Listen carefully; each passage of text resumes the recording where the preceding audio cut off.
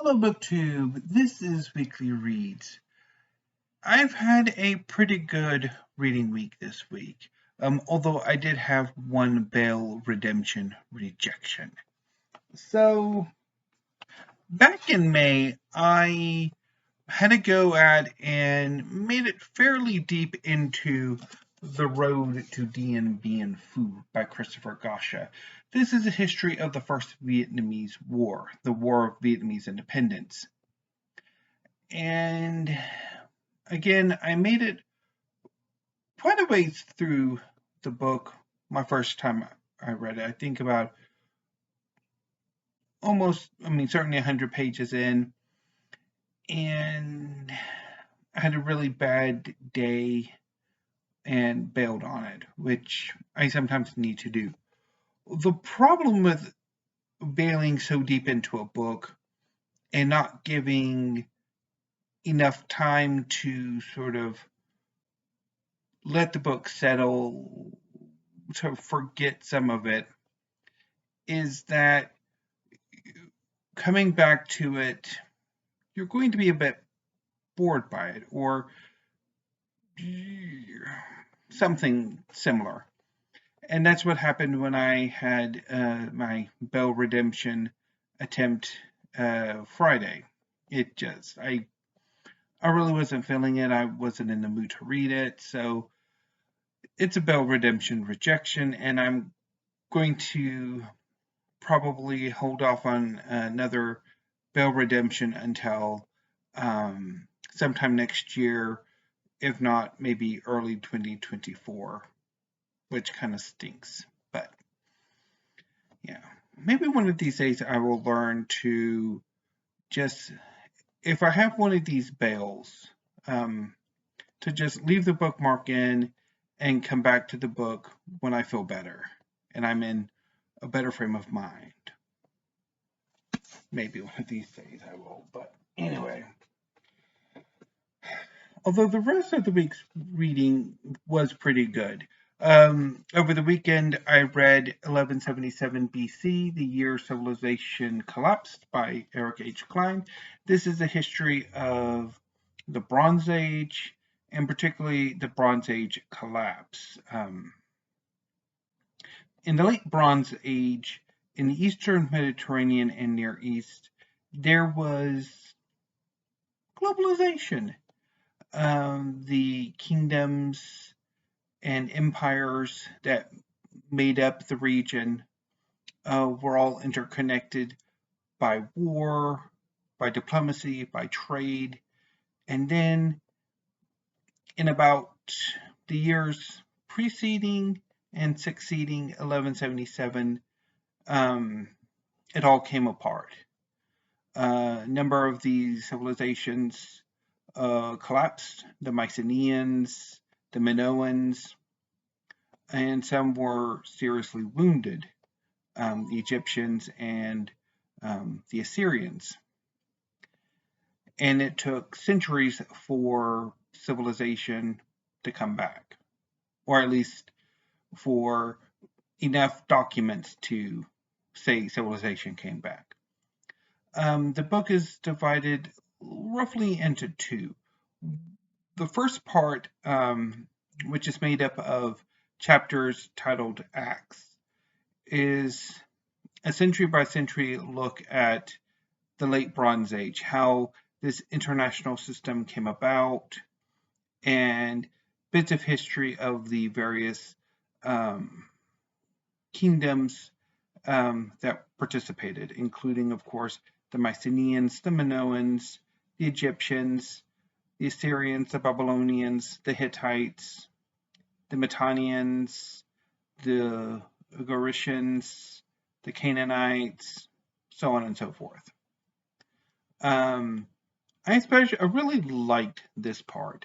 I have a sweet tooth for Bronze Age history, and these chapters really satisfied that, although it was too brief, too short. I really want a big narrative history of the Bronze Age and of all of these kingdoms.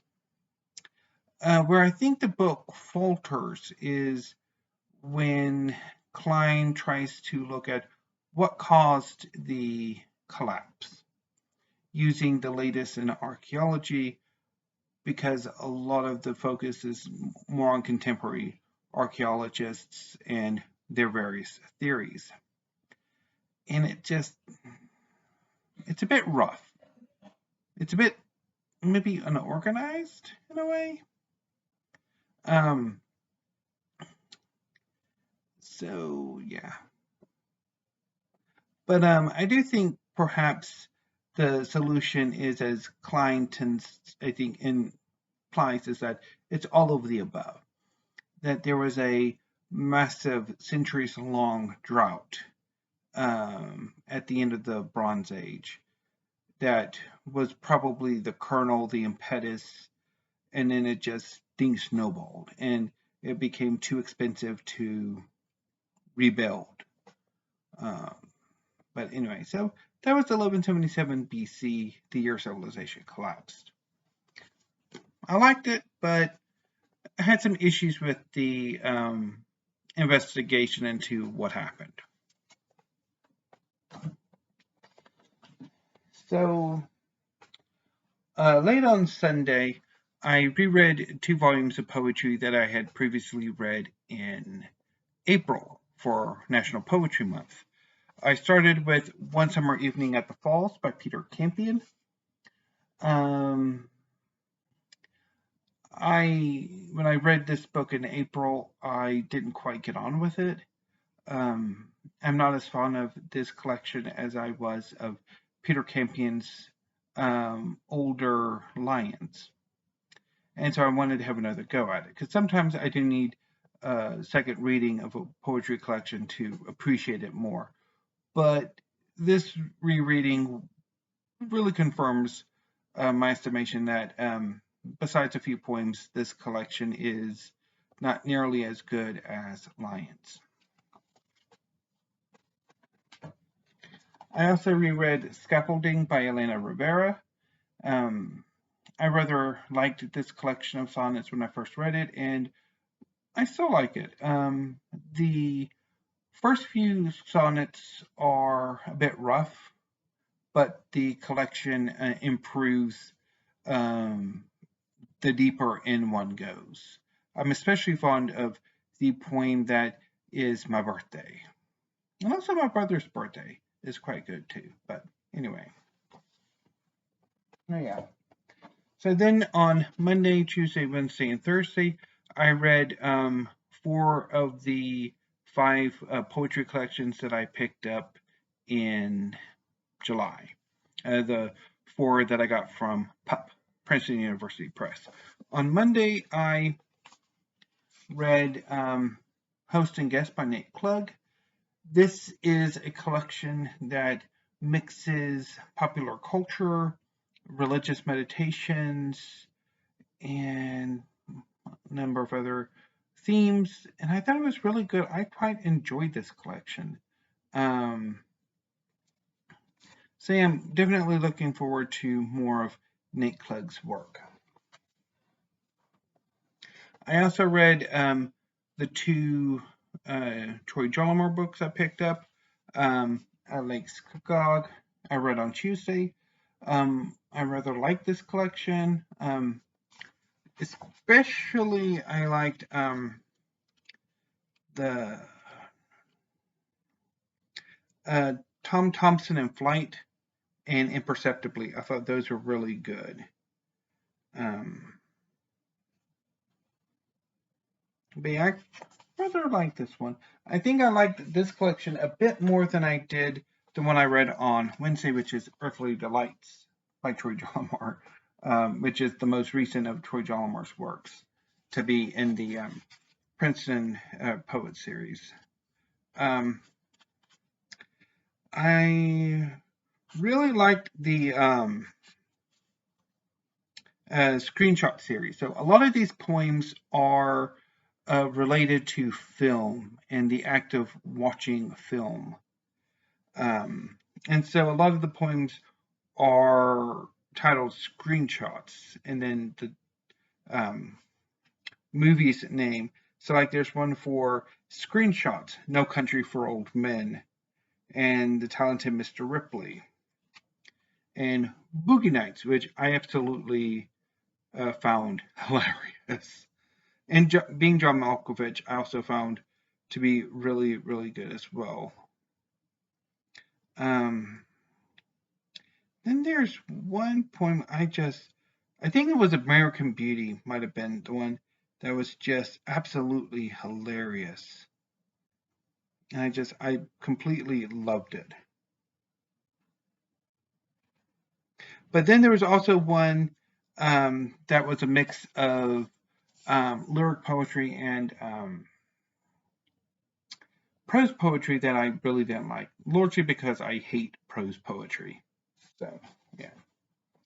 Anyway, and I finished up on Thursday with Almanac by Austin Smith. This is the first of the two collections that Smith has published with Princeton University Press's Contemporary Poet Series.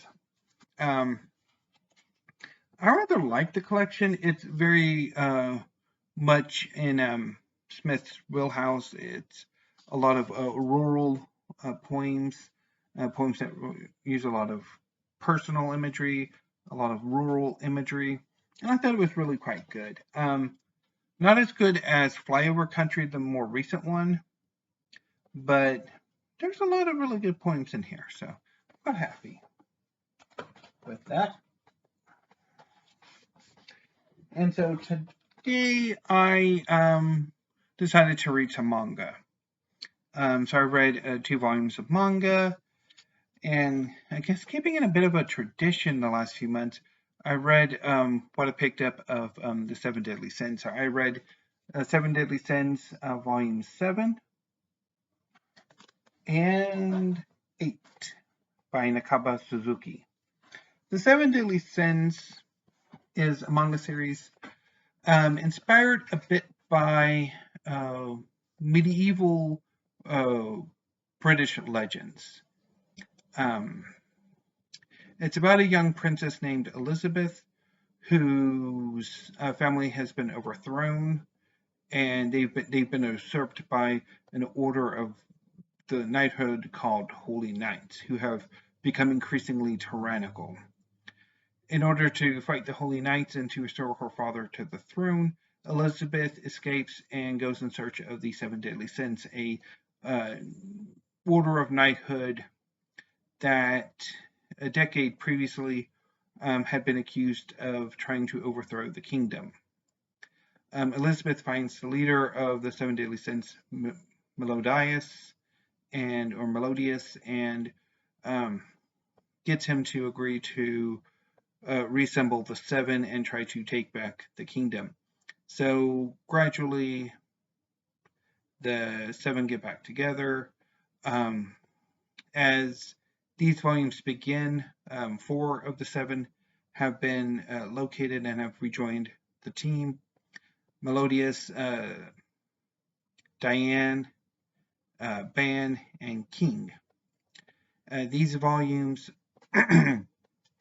wrap up the previous Fighting Festival arc and see the introduction of the 5th of the 7 Deadly Sins to appear, a young man named Gauther, who represents lust.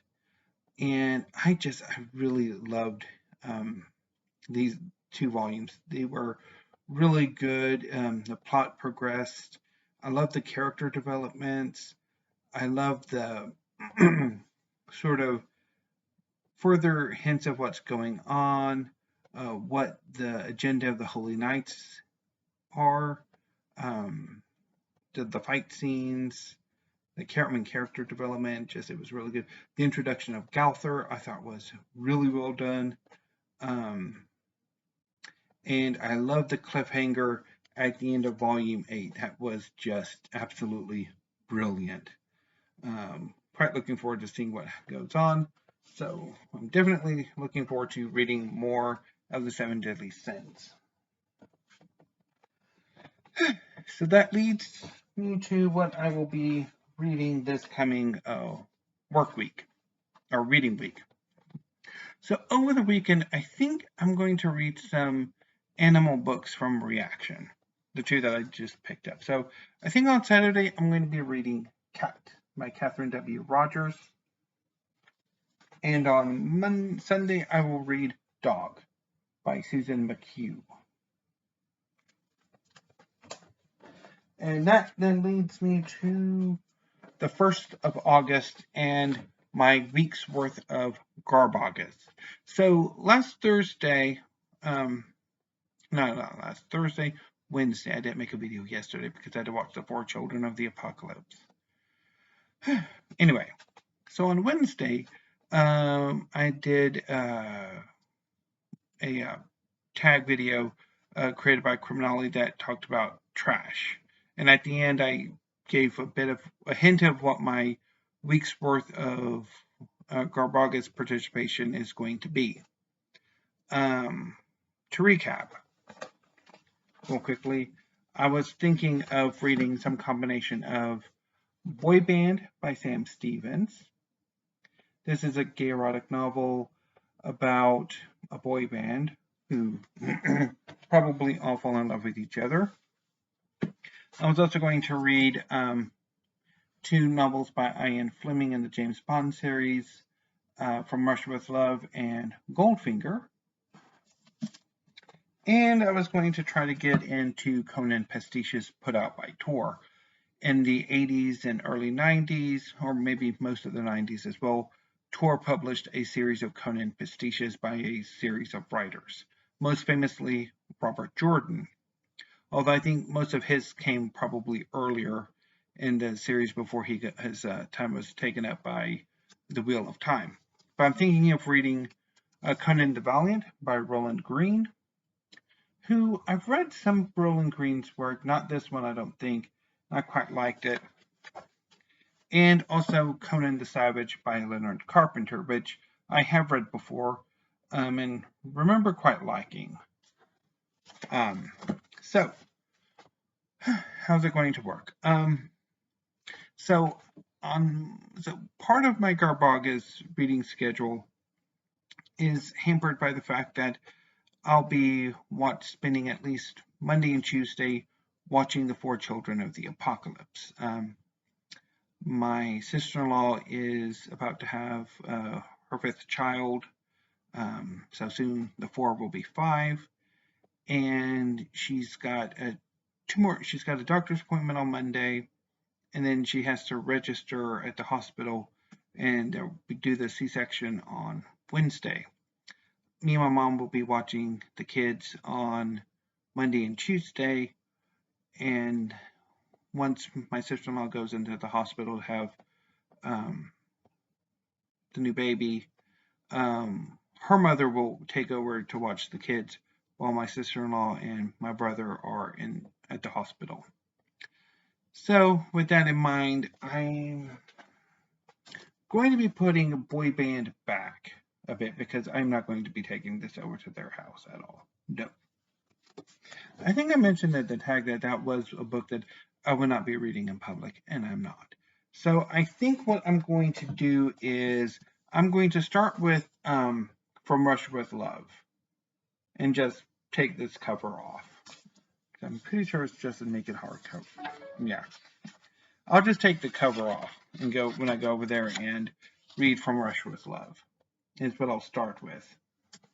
And then I will likely, depending how long it takes me to read From Russia with Love, I think if I have enough time, like the last 3 days, I might try to get this in. I might. If not, then it might have to be Goldfinger, because I think the Bond novels aren't that long on average, and then read some combination of these 3 over the weekend. It's my plan, but I'll report back obviously next Friday to see how exactly things go. But anyway, so that's my plan for for this upcoming reading week. As far as filming goes, there are a lot of tags that have been making the rounds lately that I want to get to. And I think I should be able to make a video every day next week. So Monday, Tuesday, Wednesday, and Thursday will be tag videos, maybe even possibly um, participation in season 3 of Has Steve Read It? Yesterday, Kyron of Katie Books launched season 3 of Has Steve Read It? A book tag in which participants list 8 books or show 8 books and challenge Steve Donahue to see if he's read it.